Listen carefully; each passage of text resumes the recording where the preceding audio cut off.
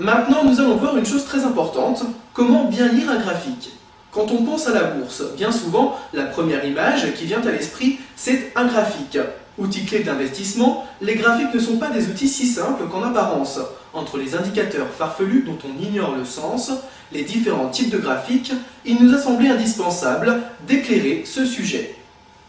Un graphique raconte l'histoire d'une société, d'une entreprise, d'un groupe ou d'une association à travers le prix de l'action qui lui est associé.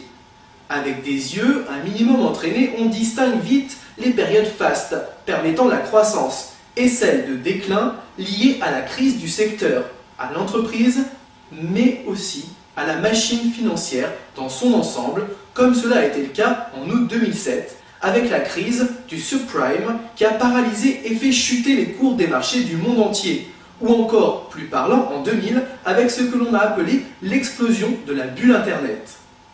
Un graphique peut prendre plusieurs formes. Il y a le graphique le plus répandu, qui consiste à relier chaque point représentant le cours à la clôture d'une journée de bourse, par un trait comme celui qui vous est représenté ici.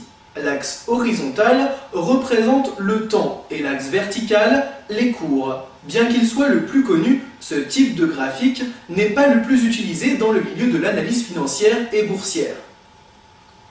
On lui préfère bien souvent deux autres types de graphiques qui présentent plus d'informations sur le même espace et qui s'avèrent finalement tout aussi faciles à utiliser. Tout d'abord, le graphique dit en bar chart. On y voit le cours d'ouverture, le cours de clôture, mais aussi, et cela s'avère très intéressant dans le cadre de l'analyse technique par exemple, le plus haut ainsi que le plus bas de la journée ou de la séance. Nous avons ensuite, et c'est certainement le plus utilisé, tout du moins celui qui s'avère le plus efficace selon nous dans le cadre de l'analyse technique, le graphique en chandelier ou bougie. Il comporte les mêmes informations que le graphique en bar chart décrit avant, mais il permet une meilleure visibilité, avec une couleur rouge pour les jours où les cours descendent et une couleur verte quand le cours de clôture plus haut que le cours d'ouverture.